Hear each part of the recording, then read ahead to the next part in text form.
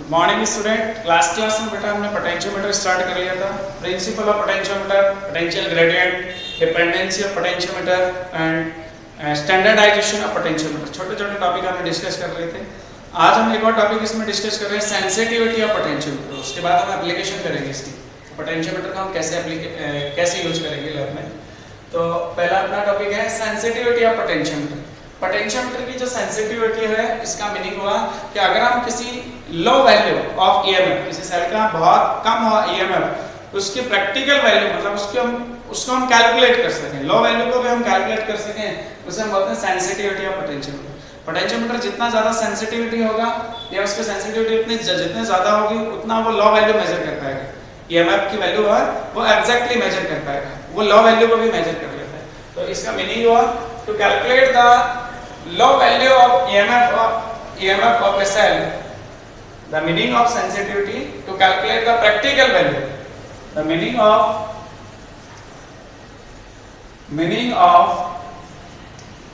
sensitivity of potentiometer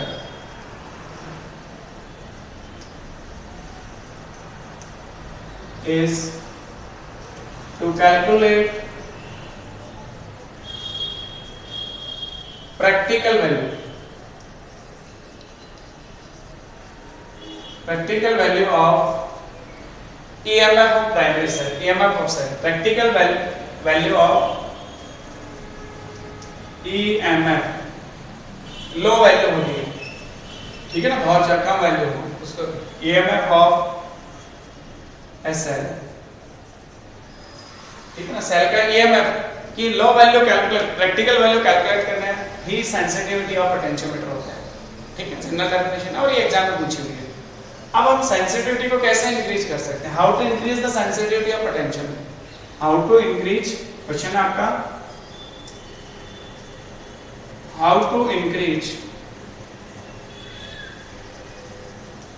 the sensitivity of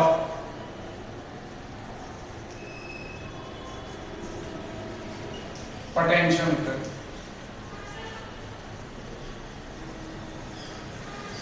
how to increase the sensitivity of potentiometer, potentiometer की sensitivity को कैसे increase किया जा सकता है, क्या कर सकते हैं उसके लिए। तो फर्स्ट है इसमें, इसका आंसर है to decrease the potential gradient, to decrease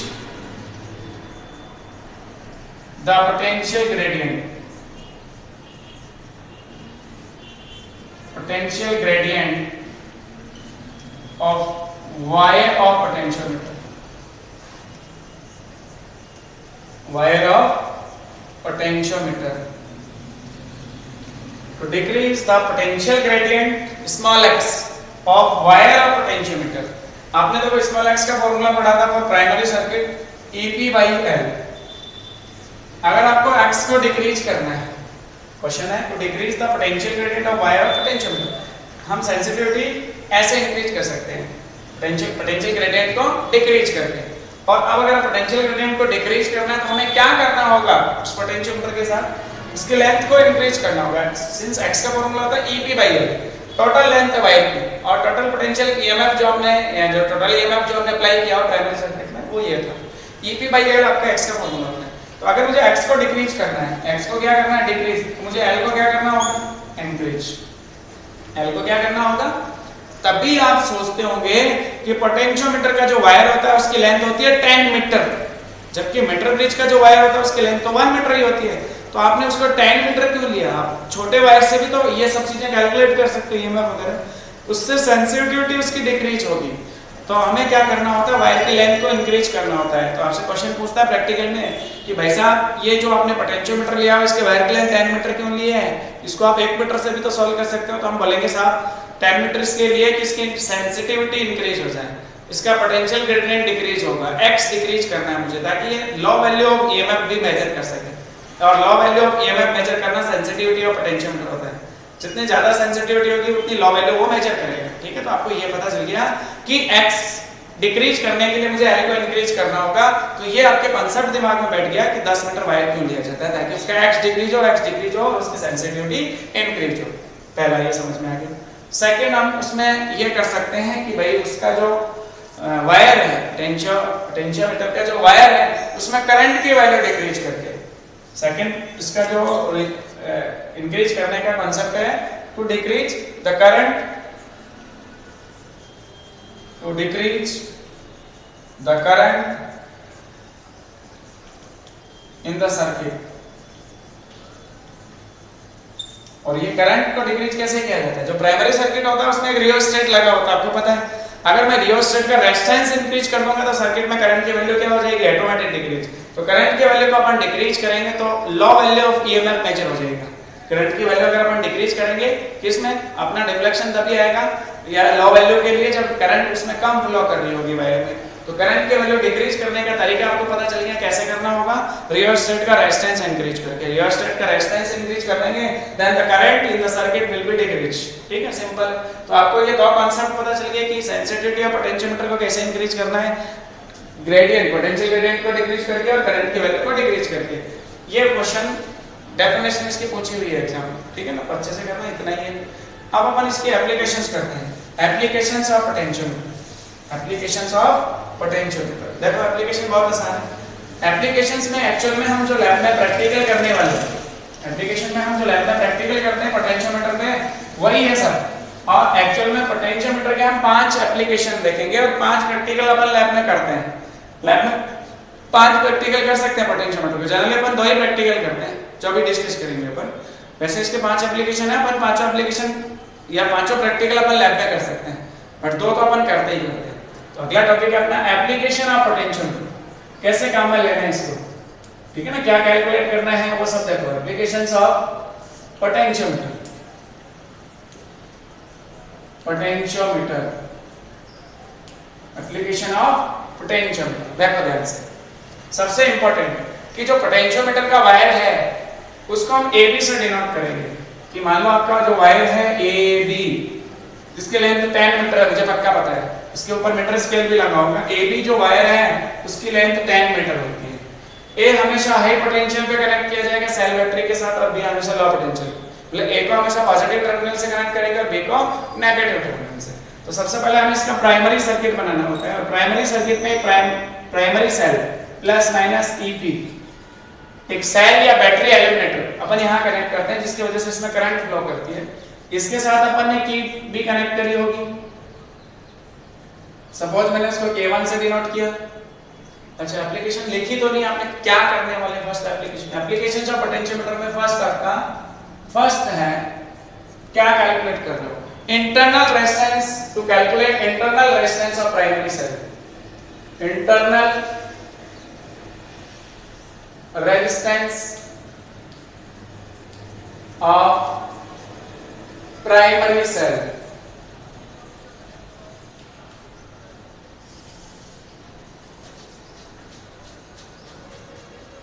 primary cell, internal resistance of primary cell. हमें एक प्राइमरी सेल का इंटरनल रेजिस्टेंस फाइंड आउट करना है। फर्स्ट एप्लीकेशन ये स्मॉल r की वैल्यू फाइंड आउट करनी है। प्राइमरी सेल का इंटरनल रेजिस्टेंस, प्राइमरी सेल जिसमें अपन इलेक्ट्रोलाइट एज ए लिक्विड काम में लेते हैं उन्हें हम प्राइमरी सेल बोलेंगे। और उस लिक्विड के जो या जिसको हम इलेक्ट्रोलाइट भी बोलते हैं उसका जो रेजिस्टेंस होता है वही इंटरनल रेजिस्टेंस ऑफ सेल होता है। हमने सेल में डिस्कस भी किया था, ठीक है? 2 इलेक्ट्रोड होते हैं, उसके अंदर इलेक्ट्रोलाइट होता है। जब हम उसको क्लॉज सर्किट में कनेक्ट करते हैं, जब उसको हम क्लॉज करते हैं, सर्किट को R से कनेक्ट करते हैं तो उसमें करंट फ्लो होती है। R में करंट फ्लो होती है, उसके एंड्स के क्रॉस जो वोल्टेज डिफरेंस या पोटेंशियल डिफरेंस होता है उसे टर्मिनल वोल्टेज कहते हैं अपन। और जो सेल के अंदर इलेक्ट्रोलाइट में करंट फ्लो करती है, जहां पोटेंशियल ड्रॉप होगा वो due to internal resistance of cell होगा और वो इंटरनल रेजिस्टेंस होता है due to electrolyte of cell, due to electrolyte of cell. तो आपका AB जो वायर है उसको प्राइमरी सर्किट में कनेक्ट करने से पहले हमने एक सेल ले लिया EP जिसका EMF EP है, इसको की से कनेक्ट किया K1 से और उसके बाद इसको रियोस्टेट से कनेक्ट करना होगा। रियोस्टेट RS से आपने इसको कनेक्ट कर दिया इस तरह से। ये तो हो गया आपका प्राइमरी सर्किट। अब सेकेंडरी सर्किट में किसी प्राइमरी सेल का इंटरनल रेजिस्टेंस फाइंड आउट करना है। तो मुझे एक तो सेल काम में लेना है, मेरे पास एक तो सेल होगा जिसका EMF सपोज मैंने E कनेक्ट बोल दिया, जिसका EMF कितना है E। इसका इंटरनल रेजिस्टेंस मतलब इसके साथ ही कनेक्ट करते थे सिंबल में अपन, सपोज स्मॉल r। मुझे इसकी वैल्यू फाइंड आउट करनी है तो इसके लिए मैंने इसके पैरेलल में एक रेजिस्टेंस बॉक्स कनेक्ट किया हुआ है। पैरेलल में क्या कनेक्ट किया हुआ है? Resistance box. आपने लैब में रेजिस्टेंस बॉक्स देखा होगा, और उस रेजिस्टेंस बॉक्स की हेल्प से अपन कोई भी रेजिस्टेंस काम में लेते हैं, कोई भी रेजिस्टेंस हम उससे कनेक्ट कर सकते हैं। इसके साथ एक की और कनेक्ट है K2, रेजिस्टेंस बॉक्स के साथ एक की कनेक्ट करी हुई है K2। ध्यान से देखो आगे, K2 कनेक्ट करी हुई है रेजिस्टेंस बॉक्स के साथ। इस तरह से आपका ये सर्किट, और उसके बाद आपने गैल्वेनोमीटर प्लस माइनस और गैल्वेनोमीटर से स्लाइडिंग कीजिए। ये सर्किट हो गया आपका इंटरनल रेजिस्टेंस और प्राइमरी सेल के लिए सर्किट। ये प्राइमरी सर्किट, ये secondary circuit. Primary circuit common, जिसकी वजह से इसमें करंट फ्लो करेगी, पोटेंशियोमीटर का जो वायर है उसमें करंट फ्लो करती है ऐसे, जिससे करंट का जो डिफ्लेक्शन है गैल्वेनोमीटर में बहुत साइड मिलेगा आपको। ठीक, अब देखो ये आपने कनेक्ट किया, इसके पैरेलल में रेजिस्टेंस बॉक्स के की K2 कनेक्ट कर दी, इंटरनल रेजिस्टेंस स्मॉल r मुझे फाइंड आउट करना है, सब कुछ वैसे। अब आप इसको स्टेप वाइज सॉल्व करो, सर्किट में कोई टेंशन नहीं है, सर्किट में कोई टेंशन नहीं। स्टेप फर्स्ट में हमें क्या करना होगा वो देखो, स्टेप वाइज इसको अपन सॉल्व करते हैं। स्टेप फर्स्ट में सबसे पहले K1 को क्लोज करना है। K1 को क्या करना है, क्लोज करना है। जैसे अपन K1 को क्लोज करेंगे, इस वायर में करंट फ्लो होगी, वायर में करंट फ्लो होगी, और वो हमें करना ही करना है। और स्टेप फर्स्ट में आपको K2 को ओपन रखना है एक बार के लिए। स्टेप फर्स्ट में इसको क्या रखना है, ओपन। जब की K2 जो है ओपन रहेगी तो क्या इधर से कोई करंट निकलेगी और इसमें फ्लो होगी? नहीं। इसका मतलब रेजिस्टेंस बॉक्स से कोई करंट फ्लो नहीं कर रही। तो अपने पास अब जब इसको ओपन रखे और इससे कोई बैलेंसिंग लेंथ फाइंड आउट करते हैं, वो किसके लिए आएगी, E के लिए। बैलेंसिंग लेंथ किसके लिए आएगी बेटा, E के लिए आएगी। मान लो वो बैलेंसिंग लेंथ L1 है, suppose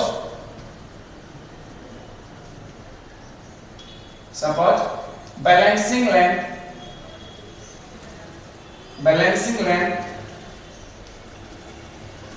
for E is L1। हमारी जो बैलेंसिंग लेंथ आएगी वो किसके लिए आएगी, E के लिए, और वो कितनी मान ली सपोज हमने L1। और इसका पोटेंशियल ग्रेडियंट कितना लेते हैं generally, x, and potential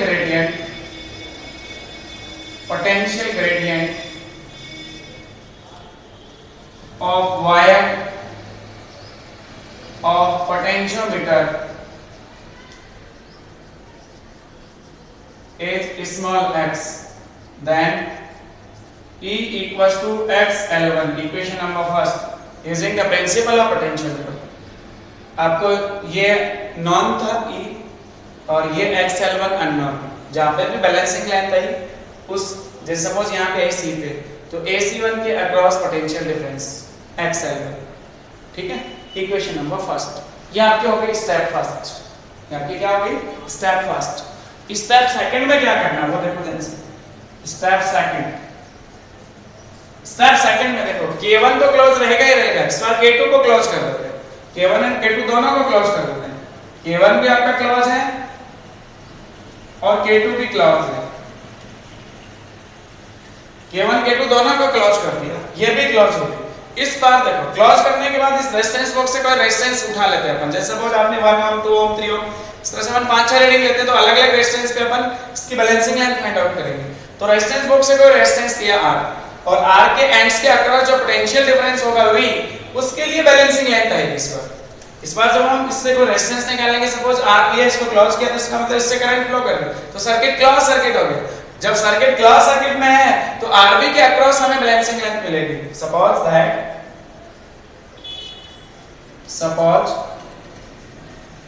balancing length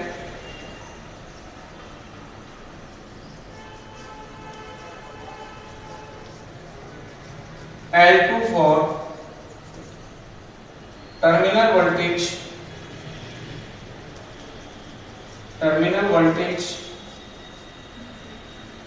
of RB। कैसे देख लो अपनी लैंग्वेज में। Suppose balancing length L2 for terminal voltage of RB। Terminal voltage को V से डिनोट करेंगे, V के लिए बैलेंसिंग लेंथ L2 आई तो V इक्वल्स टू XL2 लिखोगे, equation number 2। V equals to क्या लिखोगे, XL2। अब RB के अक्रॉस जो टर्मिनल वोल्टेज है V, उसके लिए बैलेंसिंग लेंथ आई, वो आपने कंसीडर कर ली सपोज L2 आई, देन V इक्वल्स टू क्या लिखा जाएगा, XL2। अब आपने प्रैक्टिकल तो कंप्लीट कर लिया, अब आपको कैलकुलेशन करनी है इंटरनल रेजिस्टेंस के लिए, ठीक है। वो हम चैप्टर नंबर 5 में चले जाएंगे। आपने E मेजर कर लिया, आपने V मेजर कर लिया, और अब आपको स्मॉल आर मेजर करना है। स्टेप थर्ड देखो, स्टेप थर्ड हमें बताया since E is greater than V, EMF of cell is greater than terminal voltage of cell. जब सेल ओपन सर्किट होता है तो E की वैल्यू टर्मिनल वोल्टेज से ज्यादा होती है, क्योंकि कुछ लॉसेस होते हैं due to internal resistance of cell, अंदर लॉसेस होते हैं, तो E की वैल्यू V से बड़ी होगी। इनका जो डिफरेंस है E माइनस V वो किसके इक्वल लिखा था, I स्मॉल r के। I स्मॉल r क्या है, इंटरनल रेजिस्टेंस की वजह से जो वोल्टेज ड्रॉप हुआ है, तो स्मॉल r कितना हो गया यहाँ से E minus V upon capital I, और कैपिटल I की वैल्यू since capital I equals to V by R, resistance box से रेजिस्टेंस R, उसके across terminal voltage V, current उसमें से I फ्लो करी, then I equals to V by R, तो I की जगह V बाई R पुट कर लो, small r equals to E minus V upon V into capital R। और अब आपको कुछ नहीं करना, इस वाले इक्वेशन में फर्स्ट और सेकंड से E और V की वैल्यू पुट करनी है using equation for second and third, using equation first second and third. Small r equals to E की जगह क्या पुट कर दोगे, ये रहा xl1 minus xl2 upon xl2 into capital R। क्या x कॉमन आके कैंसिल आउट हो गया, x यहां से कॉमन आ गया, x से x कैंसिल आउट हो गया, तो स्मॉल r की वैल्यू आ गई l1 minus l2 upon l2 into capital R। This is the formula for internal resistance of primary cell. Internal resistance of primary cell small r equals to l1 minus l2 upon l2 into capital R। l1 balancing length when k2 is open circuit, मतलब resistance box में से कोई current flow नहीं कर रही, सब cell open circuit में है, प्राइमरी सेल ओपन सर्किट में।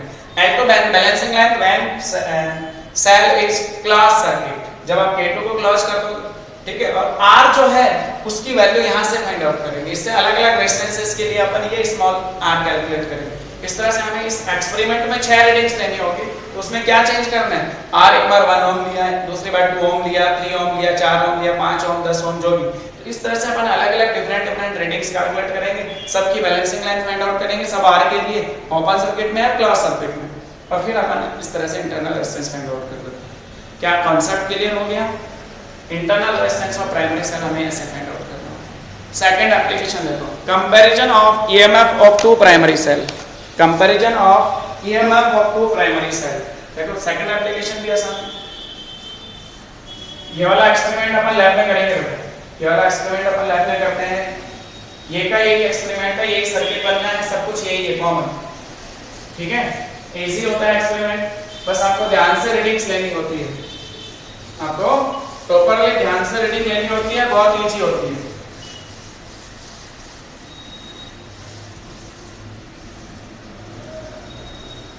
Second application, comparison of EMF of two primary cell।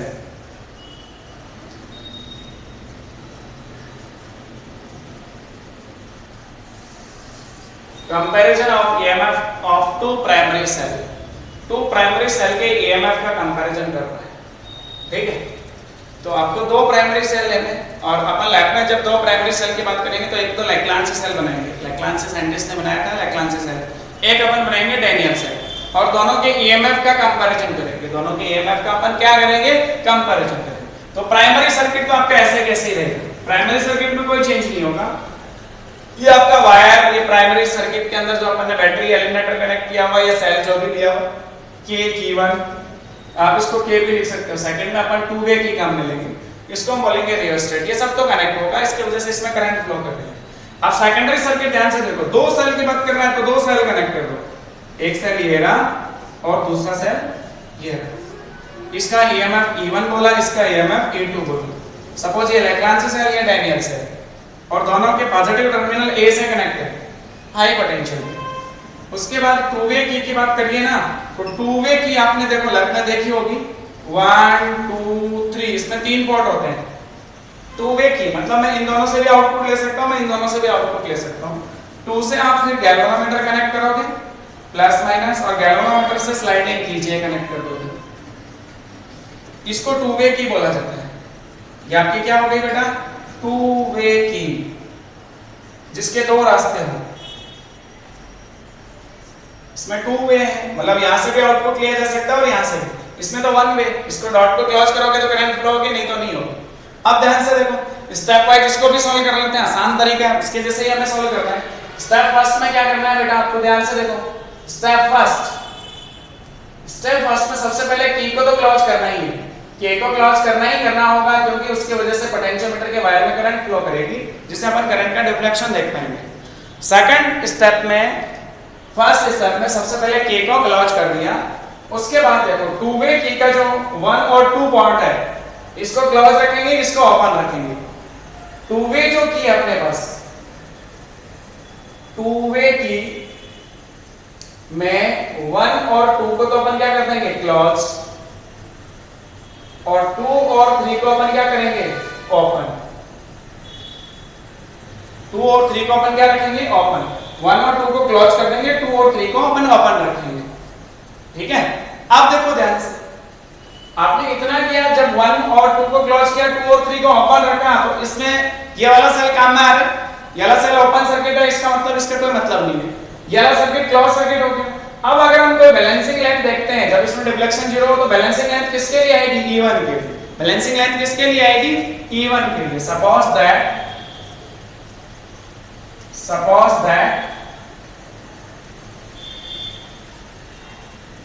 balancing length for E1 is L1. Suppose that balancing length for E1 is L1.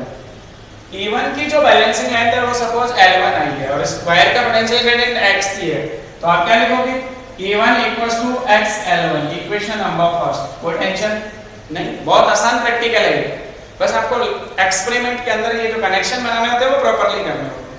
Second, अब second step में क्या करना है, ये तो फर्स्ट स्टेप कंप्लीट हो गया। स्टेप 2 आपको नोटबुक में ऐसे कैसे लिखना है, जो मैं लिख रहा हूं ना, किसी प्रोसेस से आपको नोटबुक में नोट करना है, आपको ज्यादा थ्योरी लिखने की जरूरत नहीं है, वैसे स्टेप वाइज याद कर लो इसको। स्टेप 2 में क्या करना होगा, स्टेप 2 में की तो क्लोज रहेगी, ये तो 1 और 2 को ओपन कर देंगे, इस बार 2 और 3 को क्लोज कर देंगे। तो स्टेप 2 में क्या क्या करना है वो सब देखो। के को आपने क्लोज किया, बिल्कुल क्लोज कर दिया। 1 और 2 टू वे की का ओपन सर्किट होगा इसमें, और 2 और 3 को क्या कर देंगे अपन, क्लोज। 2 और 3 क्या हो जाएगा आपका, फिर से क्लोज, तो इसको आपने क्लोज किया। इस बार ये 1 और 2 ओपन है, तो ये वाला ओपन सर्किट, इसका कोई मतलब नहीं। जब ये क्लोज हो गया, तो अब इस बार जो बैलेंसिंग लेंथ आएगी वो किसके लिए आएगी, E2 के लिए। Suppose balancing length for E2, balancing length for E2 is L2. Suppose that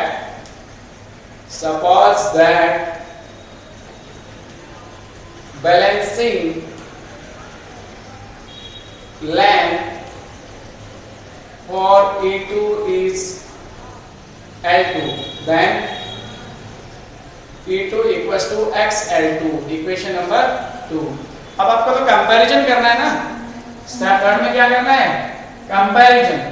दोनों सेल के ईएमएफ का कंपैरिजन करना है, तो फर्स्ट में सेकंड का डिवाइड कर लो, लेफ्ट हैंड साइड में लेफ्ट हैंड साइड का डिवाइड, राइट हैंड साइड में राइट हैंड साइड का डिवाइड, x x कैंसिल हो गया, फार्मूला आ गया आपके पास E1 upon E2 equals to L1 upon L2। This is the ratio of compare या EMF of two primary cell या comparison of two primary cell. क्या दिक्कत आएगी इसमें कभी? मेरे हिसाब से नहीं है कि बहुत आसान टॉपिक है। किस तरह से अपन ये सेकंड ये पूछा हुआ है एग्जाम, ये सब पूछ लिया, इंटरनल रेजिस्टेंस पूछ लिया, कंपैरिजन पूछ लिया, एग्जाम में भी पूछ लिया, और प्रैक्टिकल तो करना ही है आपको लैब में। ठीक है, बाकी 3 एप्लीकेशन और बच रही है, वो कल अपन फिनिश कर देंगे, और उसके साथ अपना चैप्टर फिनिश हो जाएगा, चैप्टर नंबर 6। ठीक है, थैंक यू बेटा।